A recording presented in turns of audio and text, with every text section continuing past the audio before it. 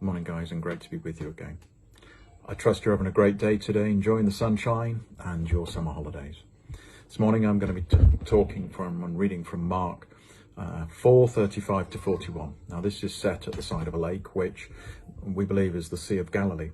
Sea of Galilee is not like Keston Ponds by any means. It's 13 miles long by 8 miles wide. So a huge lake. The width is the equivalent of driving from Biggin Hill down to Edenbridge. So it's huge. The other thing to remember when we're looking at the story is that at least 7 of the disciples were fishermen. So they had experienced storms and wild weather on the sea before. Mark 4:35. That day when evening came, he said to his disciples, "Let us go to the other side." Leaving the crowd behind, they took him along, just as he was in the boat. There were also other boats with him.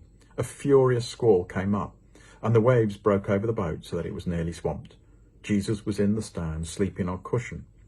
The disciples woke him and said to him, "Teacher, don't you care if we drown?" He got up, rebuked the wind, and said to the waves, "Quiet, be still." Then the wind died down, and it was completely calm.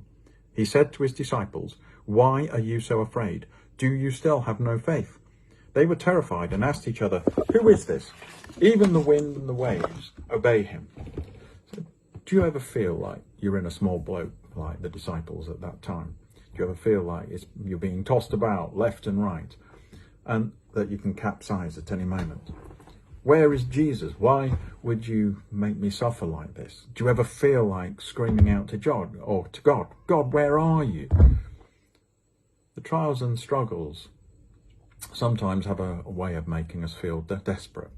But sometimes, like those disciples in that wave-battered boat, we miss the comfort that's there all along, and that's Jesus by our side. So what else do we know, and what else can we learn from about this passage? Well, the first thing it says, he said to his disciples, "Let us go to the other side." So Jesus knew that the storm was going to come. He knew that they would be faced with this trial. And if we truly believe that God is in charge of all our lives, or every aspect of our lives, the past, the present and the future, we can trust that whenever we're in a storm, that God and Jesus put us there for a reason.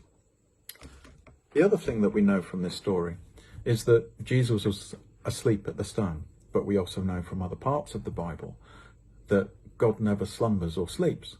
So therefore, we know that Jesus is never going to be absent. He's never going to be sleeping. He's always going to be with us. And that's something that disciples missed at that point.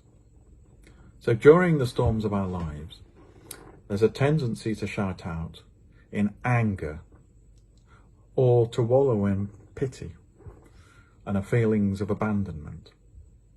But nothing is impossible to God. And we need to remember that he's like those disciples. He's there with us. He's there in that storm. He's there in our trials.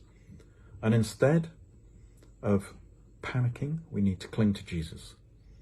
We need to grab hold of him to ride out the storms that we face.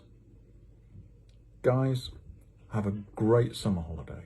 Have a great day today. Enjoy the sunshine and look forward to seeing you soon. Take care.